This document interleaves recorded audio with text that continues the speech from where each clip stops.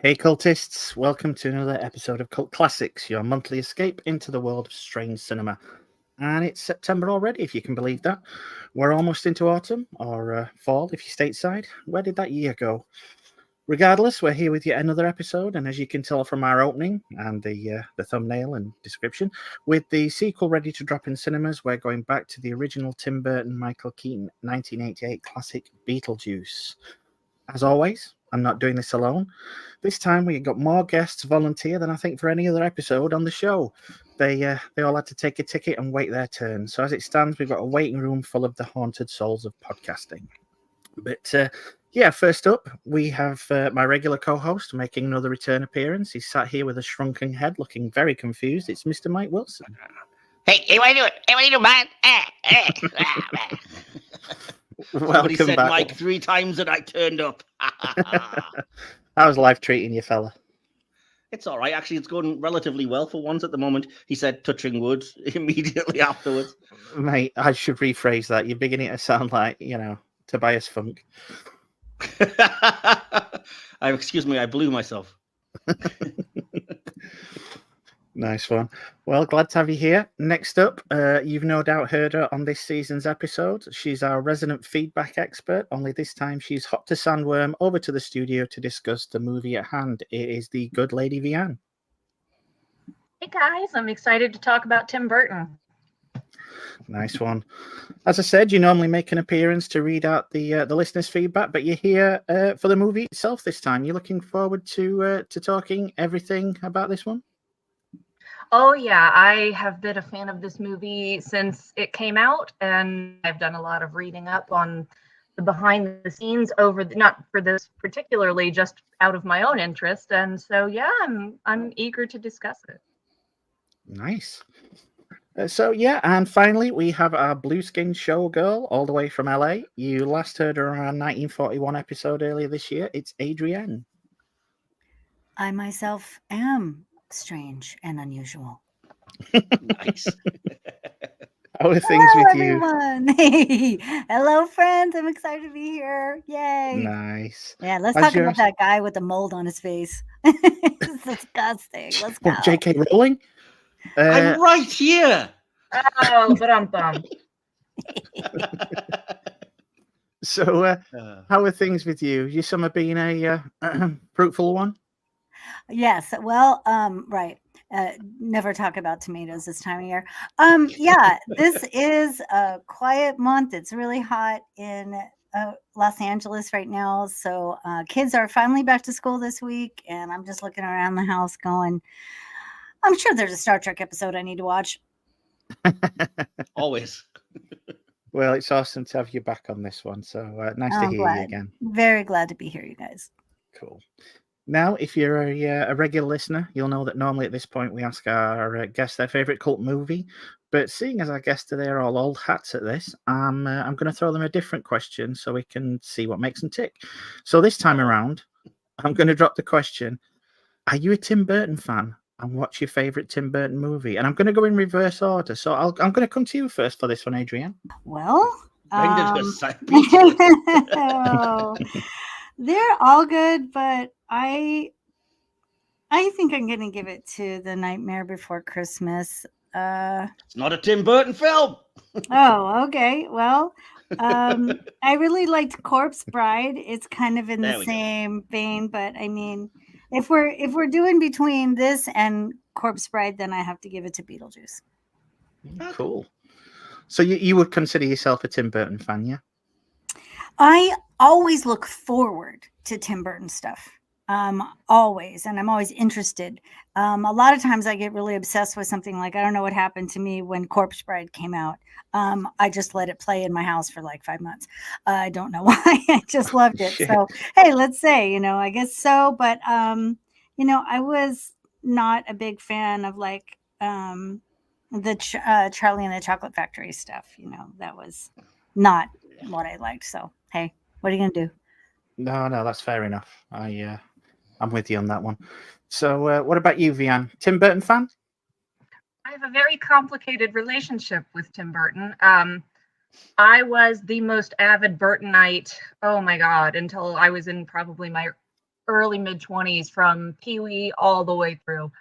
Had everything he did. He was a huge influence on my art and on my aesthetic, and I just loved his work. And he kind of, you get older and you get a little wiser to things. And I think he's one of those people who has a lot of good ideas, but once the industry and Disney in particular realized he was marketable, they just threw money at him. And he has, for the last 15, 20 years, been surrounded by people who say, yes, every idea you have is great, and it's not. So Yeah. I think he used to be this cinematic visionary and this amazing creative powerhouse, and now he just puts out crap. So yeah, That's just describing Ridley Scott, TK, isn't it? Well, it's happened to a lot of artists that they fall into the same thing where it's to buy their own press, and then they just jump the shark and they just start putting out schlock. So I haven't even seen, I think, his last 2 movies, and that hurt my little fangirl heart so much. But I mean, if we're being honest, plus some stuff, I try not to read up on people's personal lives and stuff, but stuff I've heard and seen that he has done in his personal life, I am just like, wow, you seem like a shit human being. So I have a complicated history with him. He and his wife lived in separate houses while they were married. I mean, the signs were all there. He doesn't have a great track record with the way he treats women, for sure. Which I don't have the space for that. But I will say, I'm still an avid fan of many, many of his films, especially his early work. I think his masterpiece is Big Fish. I think that is as close to flawless filmmaking as we see. Cool. Mike? Complicated question again. Before Planet of the Apes, yes. After Planet of the Apes, no, is the answer to am I a Tim Burton fan? Although there has been the odd thing that have popped up post Planet of the Apes that I've enjoyed, even if other people didn't. Like, I didn't mind Dark Shadows. I thought it had a fun quirkiness to it. I love Dark Shadows, Mike, so I'm with you on that. Cool. And obviously I loved Corpse Bride, which was after 2001. I'm with Adrienne on that one. And I am one of the very few people that really liked his take on Dumbo. I think it's one of the better live action remakes because I'm with you on that one. Thank you. Because I mean, the original film was only like 40 minutes. So of course, when you're remaking it and you've got to fill a 2-hour movie, you can do new things. And most people's always like, oh, the Jungle Book's the best because it's the least like the original movie. And I'm like, watch Dumbo. Yeah. It's in which he literally gives the finger to Disney. Yeah, exactly. I was just going to say, not only is it not unlike Dumbo, but it basically has a character in it who is a Walt Disney cipher that they're all basically like, this guy is evil. He is exploiting us. So, that, and obviously I loved Wednesday, which I know is TV, but yeah, I was surprised to see him move into television, and I loved that, I've got to say. I'm guessing from this. I'm guessing from the side you didn't, Vean. Oh God, it was so awful. I mean, visually gorgeous. I freely admit that, but the story was so moronic. I can't even. And here I was agreeing with you for once about shadows, and then you had to go and say that. We'll get into this one, which is Beetlejuice. Obviously, it's a 1988 American dark fantasy horror comedy directed by Tim Burton from a screenplay by Michael McDowell and Warren Scarron, based on a story by McDowell and Larry Wilson. Film stars Michael Keaton, for 14 minutes, Alec Baldwin, Gina Davis, Jeffrey Jones, Catherine O'Hara, and Winona Ryder. And the plot revolves around a recently deceased couple, and as ghosts, they're not allowed to leave their home, and they contact Beetlejuice, a charismatic bioexorcist, to scare the house's new inhabitants away. It was released in the US on March 30th, 1988 by Warner Brothers. It was a critical and commercial success, which is unusual for our cult classics. It grossed $74.7 million on a $15 million budget, winning the Academy Award for Best Makeup and a trio of Saturn Awards for Best Horror Film, Best Makeup, and Best Supporting Actress for Sylvia Sidney. The film's success spawned an animated TV series, video games, a stage musical, and as we all know, the sequel that's coming out. So, as we always say, yep, the movie can currently be found on various streaming platforms, dependent on your location, as well as being available to purchase in physical format, with the upcoming sequel on general release later this week. So, yeah, when did you guys first see this one? Because, I mean, I don't think I saw this at the cinema. I don't even think it was a rental. It's not that it didn't appeal. It never really crossed my radar. In fact, I think the first time I saw it is when it was shown on TV where I was. Luckily, we had the technological marvel that was a VCR at that point. So I recorded it, and it was a fairly regular rewatch. I was never what I would call obsessed, but being both a Michael Keaton fan and having a mad crush on Gina Davis at the time probably helped immeasurably. So, how about you guys? When did you first see this one? And I'm going to come to you first on this one, Vean. Oh, when it came out. Yeah, I was the youngest, so I got exposed to things that were maybe not intended for 3-4-year-olds. But I loved it, and it was a regular watch. I don't think we actually had the VHS tape, but we rented it all the time. And I love every minute of it, always have. I think the soundtrack is particularly strong, but I remember my parents, this was the 80s, of course, my parents had a waterbed, a king or a queen size. In my child memory, it was huge. And there was like 2 feet between the end of the waterbed and the wall. And they had the little tiny, like probably 12, 15-inch TV in their bedroom, and sitting on the floor of the in front of the waterbed on the floor watching. Oh, same place I was first exposed to Next Generation, by the way. Adrienne? This was a find at Blockbuster Video. And I used to rent it all the time. And I remember having it, not wanting to give it back. Nice one. So it made an impression straight away, yeah? Absolutely. I think for me, it was the music. It was so interesting and different. Cool. What about you, Mike? I can't remember when I first saw it. It definitely wasn't when it was first released, and it probably wasn't for many years afterwards. I have a feeling it was probably after I'd seen the Tim Burton Batman films, but I did become briefly obsessed with Tim Burton's early stuff, and I think that is a great run. Pee-wee, Beetlejuice, Edward Scissorhands, Ed Wood, the 2 Batman movies, Mars Attacks. I was obsessed with all of those. So that's why I say I was a fan pre kind of 2001. So I know I did see it, but it probably like you, I caught up with it on like a video rental or something. Yeah. With regards to the film, would you say it's one that any of you rewatch with any regularity? Is it one of those that you have to go to every once in a while? It has kind of become a regular Halloween watch for me, just because I think it fits the tone kind of well. I usually watch a lot of horror movies on Halloween, and then I started thinking, you can't really start horror movies early in the day, but I can watch Beetlejuice earlier on. It's not too bad. So, for the last several Halloweens, I've been watching it. No, that's cool. So that's like your movie entree for the season. Well, basically, yeah. Like I'll start off with Beetlejuice and then jump into the proper horror. Yeah. Have any of your impressions about it changed since you first saw it? Mine has.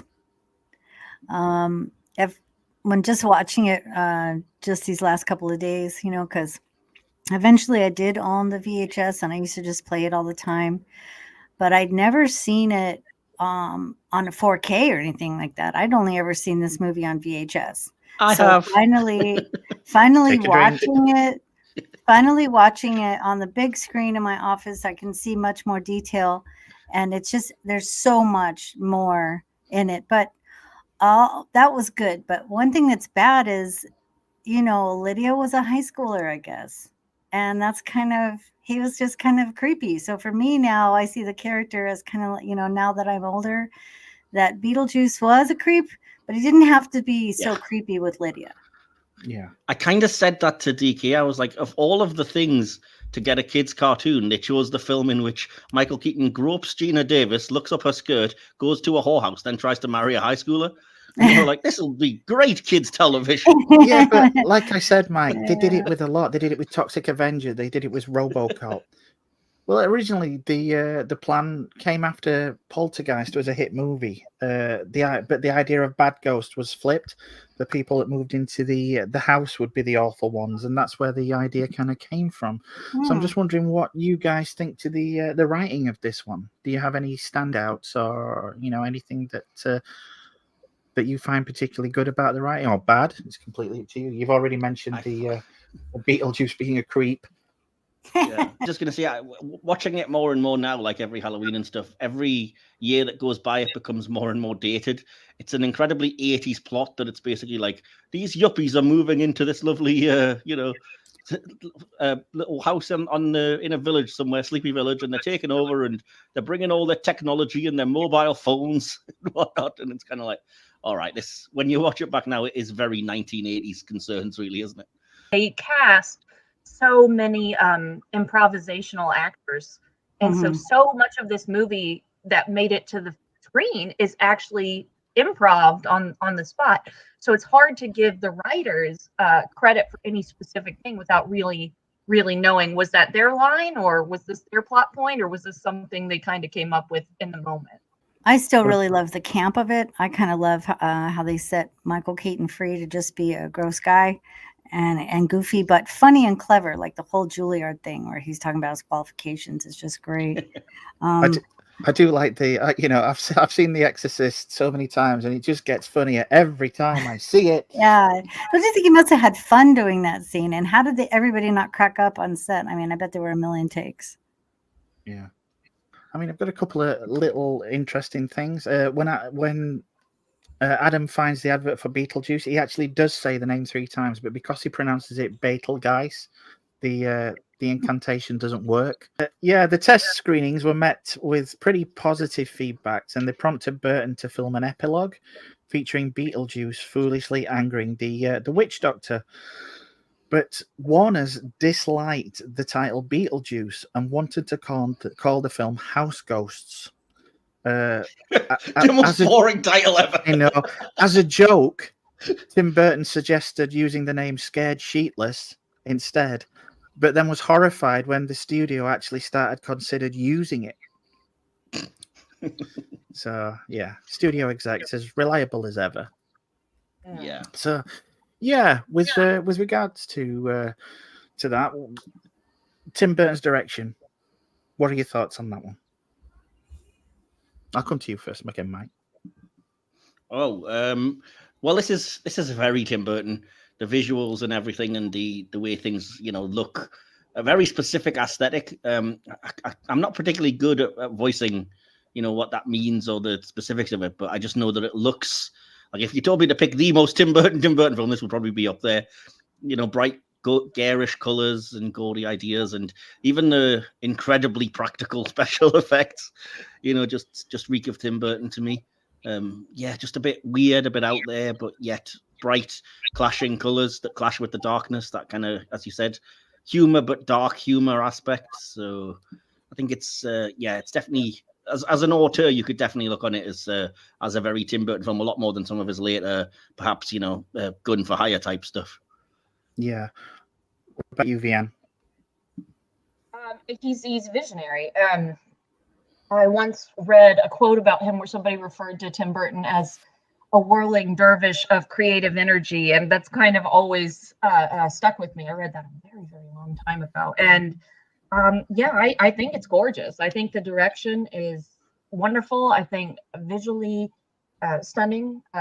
The juxtaposition of the everyday with the extraordinary, and like Mike said, the color scheme is, unlike other Tim Burton works, it's not desaturated. It is full blast and just so beautiful. And the practical effects and the hard angles all over in the afterlife. And I just think it's really a work of art. Cool. Adrienne? I agree with Bien. I think that this movie is something that set designers probably love to inspect and look at these scenes, these different sets. I mean, the total milquetoast stuff of the house when it first started, and they're like picking wallpaper, and this has to go, and then the juxtaposition of when the Dietzes come and how they turn everything very dark and, you know, goth isn't really the word. I don't know. I'm sure there's some sort of design to describe what the Dietzes did, but I just think these sets are incredible. And I know that isn't all about Tim Burton. I'm sure the set designers, but he had to have described his vision. Yeah. Yeah. I will be honest. I've never. I like some of Burton's movies, but I've never been completely sold on his artistic vision for things. So that when it came to this, I've got kind of a love-hate with it. But having said that, I think I'm not sure. Was it you, Vean, that mentioned the afterlife? Yes. Yeah, when we see him go in the afterlife, there was a Tim Burton exhibition here recently, and I really regret not going to it because you could walk down that corridor. Oh, that really cool, the narrowing corridor with like the Dutch angle come to life. Yeah.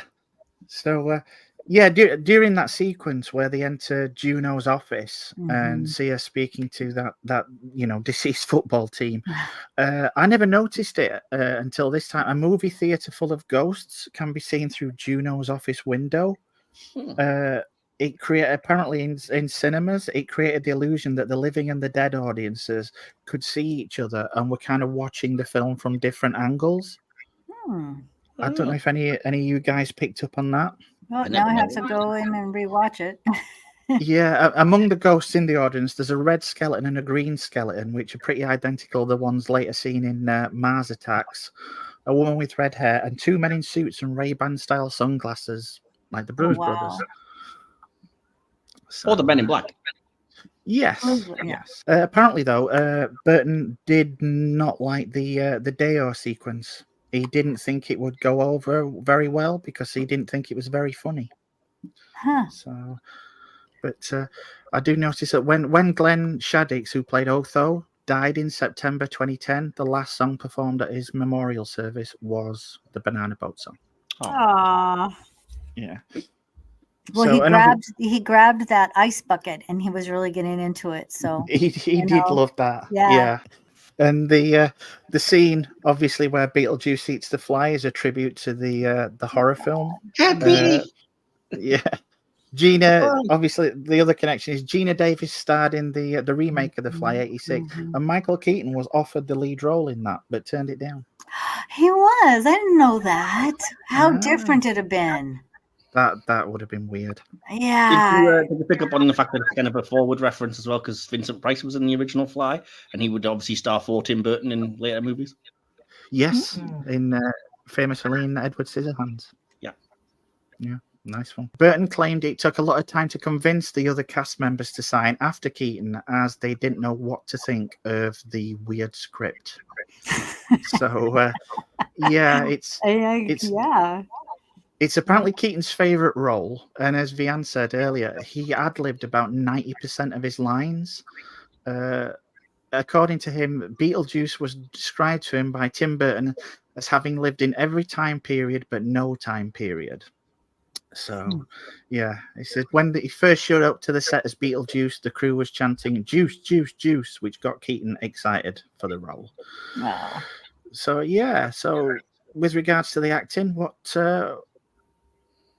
do you think to the cast that we ended up with? Well, I can see. I kind of made a note of it this time around. I can definitely see how this was blatantly the film that got Michael Keaton the gig as Batman when Tim Burton was was tasked with directing that, because it kind of shows his range, and obviously he's not going to play either Bruce Wayne or Batman as Beetlejuice, but it shows that he can do this almost transformative thing, and never more emphasized, I think, than the scene that Adrienne referenced earlier, where he lapses briefly back into regular Michael Keaton for like one brief scene of when they're asking him his credentials, and he's like, "Well, I studied for 10 years at Juilliard and whatever else," and sounds like Michael Keaton himself, and then goes back into the Beetlejuice character. And it's such a unashamed performance, because you could quite easily pitch that it's so over the top. You could quite easily pitch that really badly and it come off horrendous because it's so different and so like large of a performance, if that makes sense. But I think it's just right. It was either going to be ridiculous and mocked forever or become iconic, and thankfully it was the latter. Yeah. I mean, it's astounding that, as I say, he was only in it for 14 minutes, and he is so memorable that, yeah. But so is he the MVP for you in this one? Would you say? Well, it's weird because I don't know how they marketed it at first, because I say I didn't really come to the movie till a bit later. But on the 4K that I watched, it's got on the front cover and on the menu, it literally says Michael Keaton is Beetlejuice, and then the menu cuts off like, you know, Alec Baldwin and Gina Davis. So I'm like, huh, it's weird to think that, like, when it came out, were they aware of that, or was it more of a like ensemble thing, or was it more like you would think that Baldwin and Davis were the leads? I don't know. I always got the impression, and again, you know, I didn't come to it until a little later, but I always got the impression that it was an ensemble, and because of his performance, they kind of promoted it, especially when he did get the gig as Batman later on. Yeah. So, yeah, what about you, Vean? You got any standout moments, standout characters, favorites? You know, it's so hard to say because it's such a talented group. Like, group they have meshed so well. I will say I've read some criticism of Gina Davis and Alec Baldwin in this. Oh, they're so boring and they're very bland. But I think that's by design. I mean, you have to have that. Again, just like I was talking about the juxtaposition of the everyday with the palette and angles of the afterlife in terms of visual design. You need that also. You can't have, you know, Batman doesn't work without the Joker and vice versa. You know what I mean? You have to have calm, steady, every day so that these other characters can be larger than life. You have to break it up. So I would say everybody in it is wonderful. For me personally, Michael Keaton is amazing. Catherine O'Hara and the late great Glenn Shadix as well. But everybody in it is fabulous. I always saw it that the Maitlands represented the kind of almost 1950s nuclear family and everything, and yet the Dietz family, you know, it's a stepmother, not a real mother. Ooh, shocking! It's pitched as this idea of, you know, they are the family that Lydia should have, the very traditional American values, you know, family, and not this newfangled thing, which again feeds into my kind of concept of the very 80s idea of, oh, times are changing, and it's a bit weird. Yeah, maybe that's just me. I don't know. Fair enough. Adrienne? For me, the character who held this whole thing together was Lydia. So I actually give it to Winona Ryder. I think that she probably, you know, she had so many scenes. She had a lot to do, you know, and I think one of the things about Alec Baldwin's character is I think anybody could have played Adam. He really kind of disappeared in it. Even in the end, it was Gina Davis who wrote in the Sandworm. As I was watching it, I couldn't take my eyes off Catherine O'Hara. She's just such a scene stealer. She's such a great actress. And it was a hard choice between those two, but Michael Keaton brings the humor. So what are you going to do? He was hilarious, to be honest. And creepy. Yeah, I have to agree with you on Catherine O'Hara. I was genuinely shocked when I realized that she was the same person that plays the mom in Home Alone, and was like, what? Oh yeah, she's incredible, and she's a great singer, musician. You know, she's just an incredible actress. So and you know, like watching her acting, how she would not look at Lydia in these scenes. Like she talks to Lydia with her eyes closed with this smarmy look, and I'm like, oh, I bet you she actually hated Delia at the beginning. You know but you know, Delia comes around. In the end, I wonder if there's a bit of a fairy tale thing there as well, because I've made a note of like she's literally the wicked stepmother for the heroine, and I'm like, is there a tiny bit of, you know, right? You know, Tim Burton likes this kind of twisted fairy tale idea, so who knows, maybe. Yeah, but he also brought in the biblical references with Beetlejuice being sneakish and having snakes and tempting the Gina Davis character, and the Adam, you know, the name Adam, like Adam and Eve, and he literally lives under a tree. So I mean, there's all these kind of creation things at the beginning. Cool. But no, I have to agree with you all on Winona Ryder. It was one of my very first crushes, and it's amazing because I had a quick look through Letterboxd to see like how this film was received, and 90% of the reviews are just men just drooling over goth Winona Ryder. Oh god, that's kind of creepy, to be fair.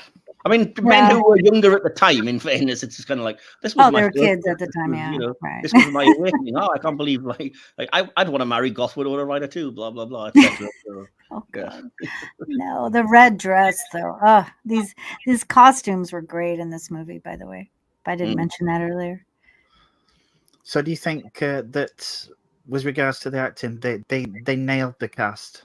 I mean, Vean mentioned that, you know, it was interesting if they could have gone a certain direction, but do you think there was anybody in this that kind of let the production down, or did they all hold their own?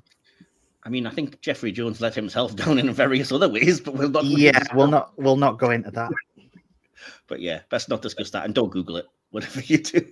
Yeah, I know all that stuff is. No, I mean, apart from that, even the minor roles. I mean, again, I'm always shocked to see like Robert Goulet appears in this movie, and it's like, oh yeah, he was in it. Yeah.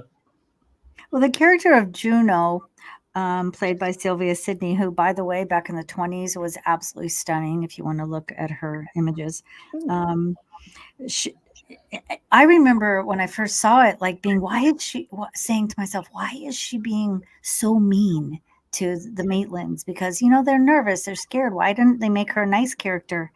But watching it this time, I thought, well, actually, that's perfect because she's overwhelmed. She's an overwhelmed bureaucrat. And I did not get until recently the whole that if you commit suicide, you become a bureaucrat in the a civil servant in the afterlife. Yeah. And of course, if you look at those scenes, they're all like suicide, and they talk about, well, I wouldn't had my little accident, you know, like I'm just putting it together after watching it a million times.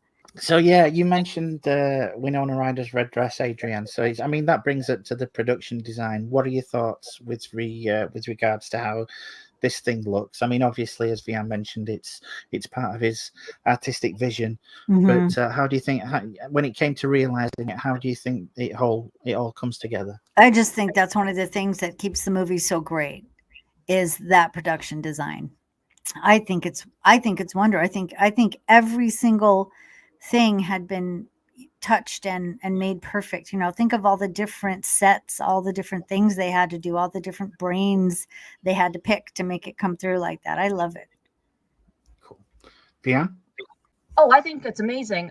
If you go back and look at any, you know, history of Tim Burton's art and work, he always does a lot of paintings, drawings, sketchings, that kind of thing, and provides them to the production team. So if you go back and look his history, you know, you can see some of the archetypes and some of the design elements from his own work and how they translated that directly into the film in this case, more so I think than any other film he's worked on. Really, really visually, to go from the page to the screen, they translated it quite literally from his artwork. So I love it. And I was actually just thinking, I'm sitting here next to a sandworm as we speak. So like I've got a sandworm doll up on the shelf, and it got me just thinking. And I remembered for the first time in many years, I actually had a Beetlejuice coloring book. Wow. Back in the 80s. It was my favorite coloring book. So yes, even then I loved the design, and I really think it stands up, even though, you know, we can tell the practical effect and everything, but I think it's part of the charm as well. Well, apparently it was always his intention to make the effects work similar to that of the B movies he grew up with, and he said he wanted to make the effects look cheap and purposely fake looking. Well, yeah, but they do look fake looking. That's the thing. They do look that way, which makes it a Tim Burton movie, which makes it so great. And what about the set of the town up in the attic? I mean, that was so neat. It's beautiful. But I'm a sucker for anything for you know, models and crap like that. I would be like Adam. I would have that in my eye. Yeah, and I do have one other design element I wanted to think that I think it's very subtle, but I think it's one of the better design elements of the film, is when they're going through the afterlife corridor and they see the lost souls, the spirits that have been exorcised, and when they're being summoned later in the movie, when Barbara and Adam are being summoned later in the movie, and they're being exorcised, the makeup they put on them starts to make them look like those lost souls from earlier in the movie. And I love the way they did that. He's good. Yeah, Mike? I never picked up on that. That's quite clever. I just have a few like random notes about like the direction and the visuals and kind of stuff, if you'll indulge me. Just things that I noted when I was watching it. So starting off with like the first scene being the giant spider on the model house, I thought was an instant setup for this being like the suburban meets the sinister idea. I love the design of like what is apparently Saturn, the sandworm. It's such a cool, unique, trippy idea and a great visual, even if it does look like the trapdoor, which is a reference that's going to mean absolutely nothing to either of our guests, but hopefully... Where's my dinner? Thank you. I was hoping you would know what I referred to by that. The great Willie Rushton. Yes, absolutely. Oh, man, I used to love that as a kid. But anyway, all of the kind of, like, when it's supposed to look happy and nice and, white picket fencey, the blue sky background visuals are all really stunning. Like Tim Burton can do a really good, imitation of bright and happy. And to that end, like, I've got no idea why it should be this way, but that one wall where it's just a wall, not connected to any other walls that they're sat in front of with like a window that's cut out with no glass in or anything. And it's just, you can just love see that. I would totally sit out there. It just looks so cool with like the clouds and the sun behind it, and then you're just like, why is there one freestanding wall? It's so weird, but it looks cool. Yeah, I like the reveal of Lydia when she's walking through the like fumigation smoke, as if it's like revealing the star of the show almost. What else? Oh, and I love how, as much as I don't love a lot of the practical effects, I kind of love how they make all the causes of the death visible on the people that have died, which I suppose makes sense as to why, the two lead characters drowned, because you wouldn't have to go putting on any prosthetics or worrying about what it would look like. But yet, just everything from, like you said, the really burnt guy who had obviously like smoked and set himself on fire, the woman who slit her wrists, or even that moment when Juno smokes and then like it starts pouring out of the wound. Yes. So out of her trachea. Of course, I thought that was a tracheotomy. Yeah, but maybe it is. Yeah, maybe. But, I did read that they were going to have the Maitlands just look wet all the way through, but they stopped it because they didn't want them to be uncomfortable during shooting. That would make sense. True. Yeah, I mean, I suppose they could have made them look a bit, pallid or whatever. But anyway, the shoes could have been wet. They could have left wet footprints. That would have been cool. Yeah. Fair enough. But no, I think other than that, like I said, just the special effects, like you said, I feel bad criticizing them, but they are kind of very, stop motion plasticine. But if Tim Burton claims that was the intent, then fair enough. I don't hate them. It's just they seem instantly dated, basically. So yeah. In fairness, they only had $1 million for special effects, so that could have had some bearing on the decision also. Yeah, I still think some of the ideas are really cool. Like, even though it looks fake and it's kind of weird, the idea of when they start stretching their faces into those weird creatures and stuff, it's such a bizarre idea that I'd never have thought of. And you just kind of have to say, I'm not sure if this is genius or madness, but it's memorable. I like the one at the start where they open the closet door and she's hanging there and just peels her face off. Yeah, that was one of the more effective, definitely. Scared the crap out of me as a kid when I watched it. And how funny is it that they never show us the scary face that Beetlejuice makes when he's showing the Maitlands he can be scary. And that makes it even more interesting. Because you can see from behind the like snakes and stuff. Yeah, but of course, I mean, to me, he showed them, tell him Large Marge sent ya, or something like that. But it did win 89 Oscar for best makeup. I don't know if any of you guys know when he turns into that merry-go-round. Mm-hmm. Did you see the little head on top of his hat? Jack Skellington. Yep. Oh, love it. So yeah, I mean that. Does anyone have anything else to do with regards to the production design, or do you want to all right to move on? Just I'm going to make a note of how iconic like the fashions and stuff became. Like the Beetlejuice look is so instantly recognizable that you can sell knockoff Halloween costumes that are like pervy ghost man, and they're just black and white striped suits and the green wig, and it's like we know exactly who you're referring to. You know what I mean? So Yeah, but you could also do Adam, Adam Maitland, just a pair of khaki pants and a black and white checkered shirt. oh yeah, and then like you said, like Lydia, the goth veil in black, or the red wedding dress. Yeah, that would be fun. Any yuppie kind of stuff and hairstyle that Catherine O'Hara has in the movie, pretty good. So we'll come to the sound design.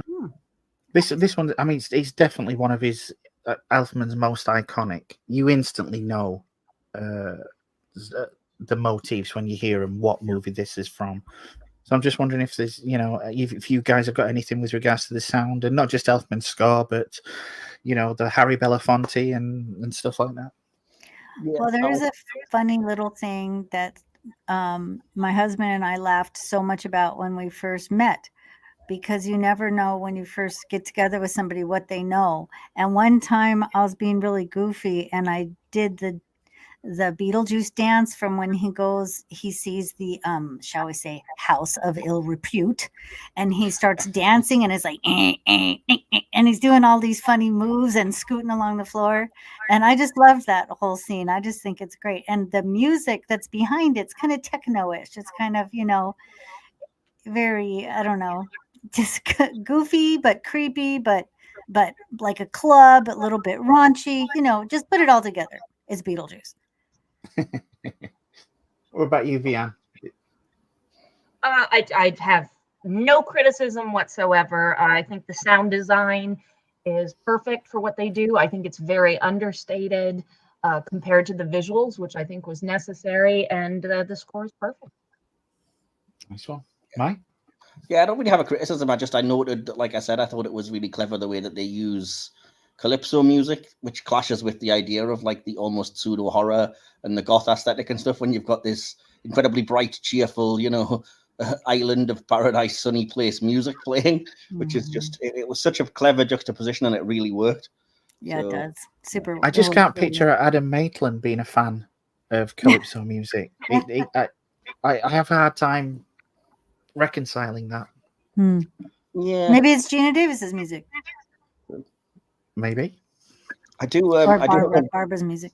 a slightly funny story about that as well, which is that when they announced that Beetlejuice 2 or Beetlejuice was coming out, and there hadn't yet been a trailer, somebody on social media had said, you do realize that given the current trend, what they're going to do is they're going to come up with a trailer with a slowed down version of the Banana Boat song. And everyone was like, this is completely ridiculous. And then that's literally exactly what the trailer was when it came out like 2 weeks later. Oh, that's funny. Wow. Well, obviously, as we said, it was so successful. It went on to spawn, action figure lines and animated cartoon, which, as Mike said, is just freaking weird. They did have plans for a sequel, which was Beetlejuice Goes Hawaiian. Must we go tropical? Yeah, the script was commissioned. Keaton and Winona Ryder both signed on, but then Tim Burton just got bored and lost interest and went on to direct Batman and its sequel. Wow. So, if you've never seen Kevin Smith discussing being asked to do Beetlejuice Goes Hawaiian, I recommend looking at it. That was what I referenced earlier. He was like, did we not see all we needed to in the first Beetlejuice? Must we go tropical?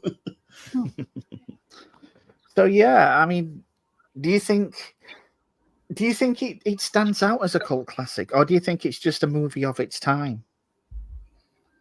I think it's just a regular classic. I'm not sure why it gets cult status, because it was a commercial success. Yeah.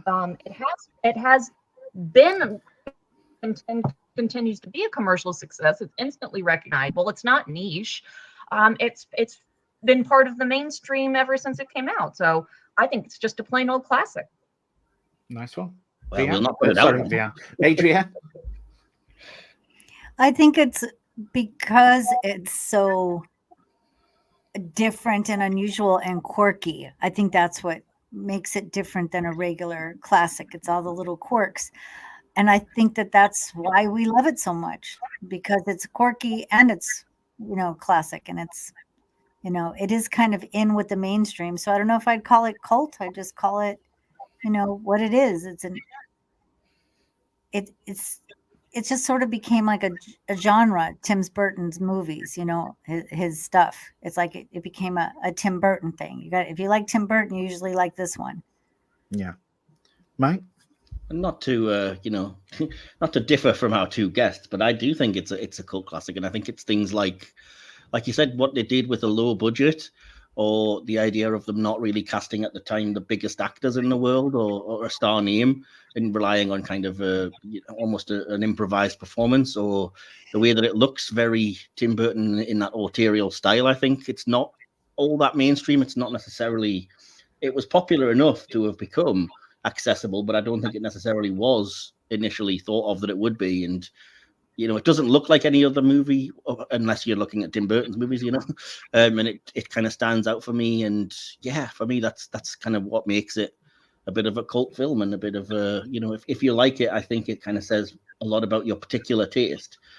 Likewise, if you dislike it, you might just, there'll be things here that you don't like that are just, whether it be visual or the nature of the storytelling, the dark humor, whatever. But yeah, that's where I stand on that one. I think it's like we discussed the other day.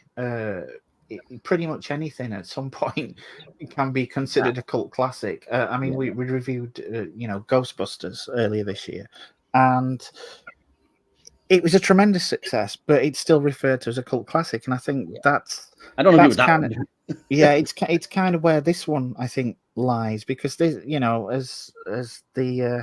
as our other guests have said, it was a commercial success. It's just that it's got those particular quirks about it, but do the quirks make a cult classic? So I always thought that the reason a movie was a cult classic, like Rocky Horror, was because there's a huge following. Yeah, like when people get together and they're gonna watch this movie, like it's got an actual following. And I don't know if this one does, but I mean, I guess all the other Tim Burton in general does that. That's Tim true. Burton does. Fanboys and fangirls and people that are specifically looking for that aesthetic. And like I said, if you look at, I think that's one of the things you can tell people are disappointed more and more by, because there's no real vision in a lot of the more recent Tim Burton, like I said, Gunfire stuff, where it's like anybody could have made this. Do you know what I mean? It's not. It doesn't stand out in any real way. It's just kind of drab. Yeah. There seems to be a marked difference to me between watching this as a Tim Burton movie and watching something like Alice in Wonderland. Yeah, Alice in Wonderland's like somebody doing a bad Tim Burton impression, which is weird. Yeah, hate that one. Hate that. I probably hate that as much as you hate Planet of the Apes. Literally every remake except Dumbo that Tim Burton has done. So Planet of the Apes, Charlie and the Chocolate Factory, and that one, all terrible. Cut out for a second. Were you talking about Alice in Wonderland? Yes. Yeah. Yeah, that movie sucks. Yeah. We have a consensus. Okay. So, I mean, as far as this one goes, what's your favorite thing? Is there a standout moment, scene, any particular aspect, aesthetic, anything technical? And I'll ask you first, Mike. A few things stand out for me, like I said, from when I first watched it. And one of them is definitely always going to be that kind of childhood crush on Winona Ryder's character. Which, it's undeniable it was there. I think, like I said, the idea that Michael Keaton was a bit of a revelation when, people mock, but when he was cast as Batman, even people hadn't really, accepted this movie, I don't think, as quite of a, proof of his acting skills. So it was all Mr. Mom playing Batman. And I think this, a lot of people were shut up when they found this performance. But for me, my favorite thing in it, because I think it just exemplifies the whole thing in one scene, is definitely the banana boat scene where they're possessed. They don't know what they're doing, but they have to be really into it. And it's hilarious. It's funny, but it's dark. It ends with them, hands busting out of their food and pulling them down onto the table. And it's just like, yep. If you want to ask me like what encapsulates what this movie is, that sort of scene, I think, says it all. Yeah. I've got to agree with you. Your second point, Keaton. To me, it's got to be Keaton. I mean, screen time's minimal, but it made the guy, basically. So Adrienne? You mean my favorite actor? No, your favorite kind of thing about the movie, whether it's an actor or a scene or anything. Really. Oh yeah, I do sort of give it to Keaton's extravagant showboatiness of developing this character. Like, I don't know what it would have been like on the set. I always want to know, but like just him cutting loose and setting free, and like what the movement, the way he was using his voice and all his, I mean, he just must have really either set people off or they just loved it. So I say it's his work that brings it all together on that level. Interesting. Vean? The design element for me, it's such a huge impact on my own artistry, I think, especially the really hard, uneven angles of things.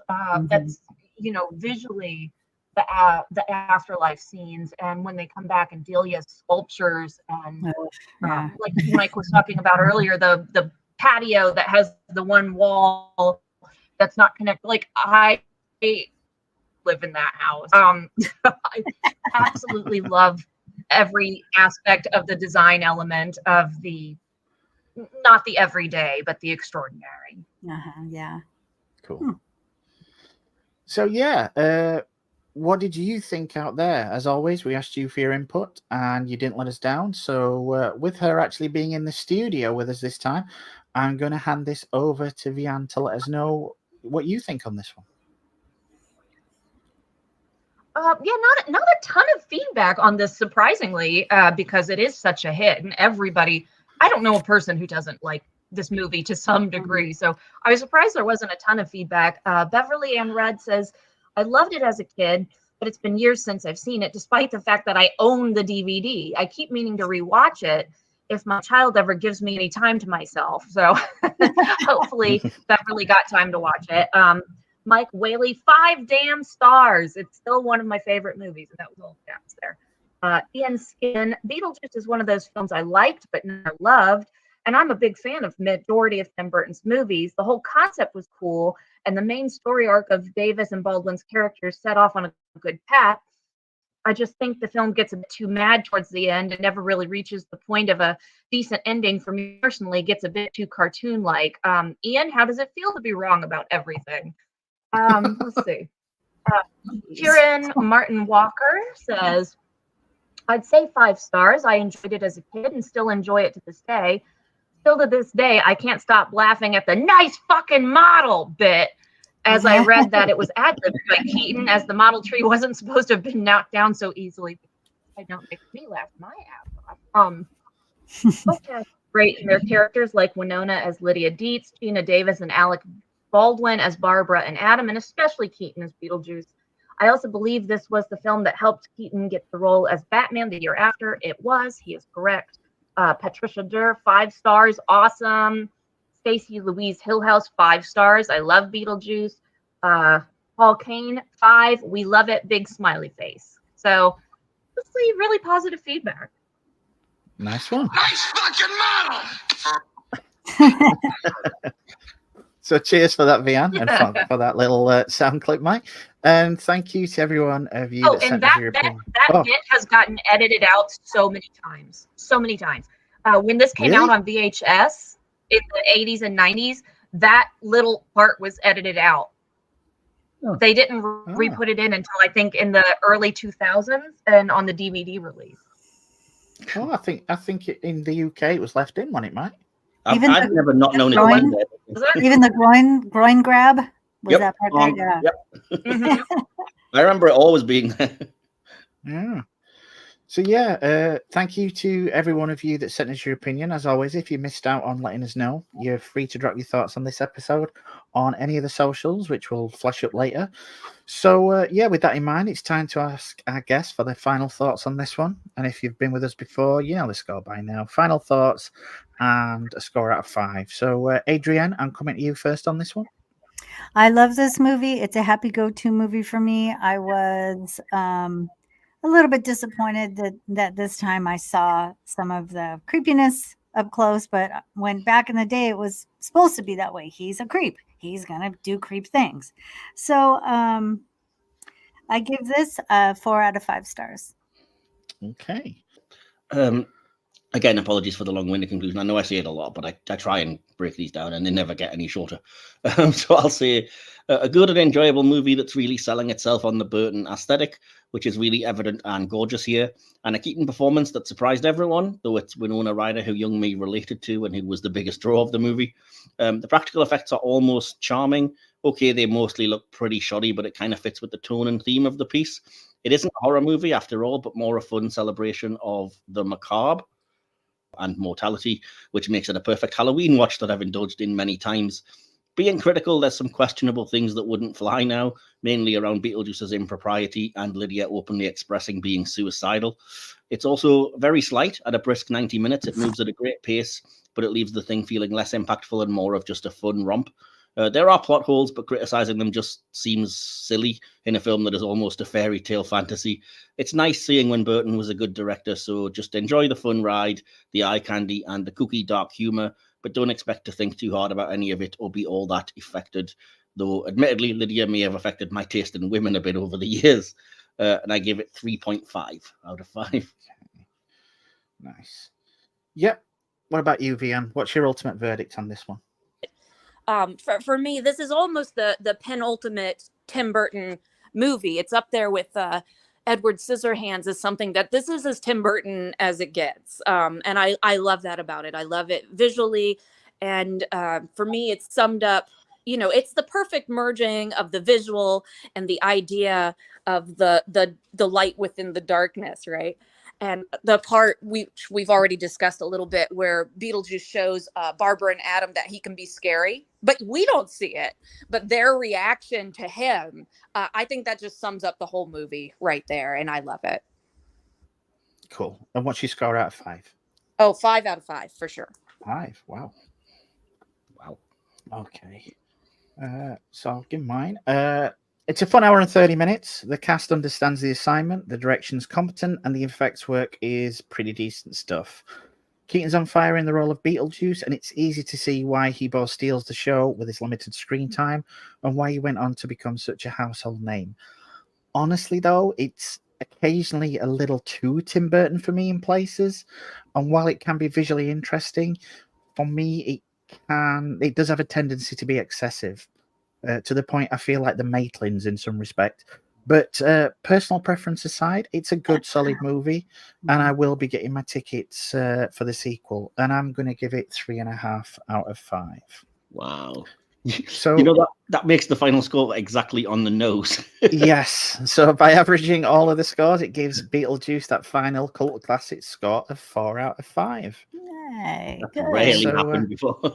I'm yeah, really looking that's- forward to the sequel too. I can't wait to go see it, to be honest. Nice one. Yeah. I mean, how do you feel about the final score? Fair enough? Yeah, I think Yeah, so. yeah. Sure, of course. Cool. Yeah. I mean, I don't think it's a bad score. It's not the best. Mhm. It's certainly not the worst. Yeah, that's it for this one. So all that remains, as always, is to thank my guests for jumping in. So, Vean, thank you for joining us. Glad we managed to get you on an episode this season. Thank you so much for having me. Nice one. Have you enjoyed it? Have I enjoyed? Of course. I always enjoy talking. Oh, brilliant. Are you working on any projects at the moment that you want to promote? Anywhere the listeners can find you on your socials? I am on most every social under Lady Vean. That's Vean, and nothing in particular I'm working on right now, except for a cookbook. But that's a story for a different day. Oh, now I'm intrigued. So no worries on that. Adrienne, thank you once again for venturing in on this one. Thank you. Thank you for the invite. Anytime. Any socials the listeners can read more about? I you? have ventured back into my Twitter account, which is what it was called when I started. So I'm there at AL Park Tucker 2, and sorry for the politics. No worries. Yeah, we'll make sure those links are in the description. Speaking of which, Mike, thank you once again for your presence on this. You're very welcome. Thanks for inviting me to do it. Anytime. I know you've got some good stuff lined up for us on coming episodes of Silver Screen Regular and Cinema Classics. I'll cover that in a moment. But for now, do you want to tell the listeners about our socials? Yeah, you know the drill by now, DK. You'll have to start doing this yourself. But no, that's all good. Oh, balls Yeah, to you that, dude. You can find us at all the places that I'll edit onto the screen because I have a little card that shows all of the social medias that we are on, where you can find me in the podcast. Or if you did want to try and get in touch with DK, I'll always pass that message on. And occasionally he pops in when he's, been summoned from the afterlife. So yeah, you can also, if you aren't watching on YouTube and you can't see that up on screen, you can always find our link tree in the episode description that will direct you to all of those social medias as well. And as for me personally, I'm around. It's just usually my name. So yeah, that's it for us. Thank you for joining us. It's been a pleasure having you here. And if you've enjoyed it, then don't forget to like, subscribe, and share the word. We really do love having you join us on these things. We'll see you next month for a slight change in format. It's October, and you know what that means? Halloween. And to celebrate, we'll be having our very first silver screen month of monsters. Maybe the last, we don't know. Where we'll be having a channel-wide crossover and looking at all things that make the season go with a shudder, beginning with a certain character. And all I'll say on that one is, over to you, Mike.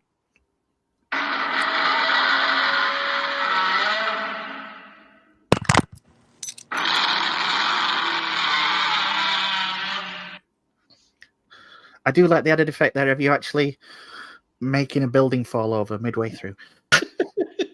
Yeah, be sure to join us to hear what's happening, and we'll accompany you into Samhain. Until then, keep watching the skies, dear cultists, and remember, in heaven, there wouldn't be dust on everything. You have been listening to the Cult Classics Show, part of the Silver Screen Podcast. Created, written, and hosted by DK. Produced and edited by Mike Wilson. Feedback section produced by Lady Vean. Opening credits by Ian Sanderson. Music by Timeless Journey. Follow us on social media. Links to all of our social media pages can be found on our link tree. This podcast is part of the Mike's Podcast Network, available wherever you get your podcasts. Just search for Silver Screen Podcast or Mike's Podcasts. And don't forget to like, subscribe, and share. Thank you for joining us. We hope to see you next time. And remember, no matter where you go, there you are.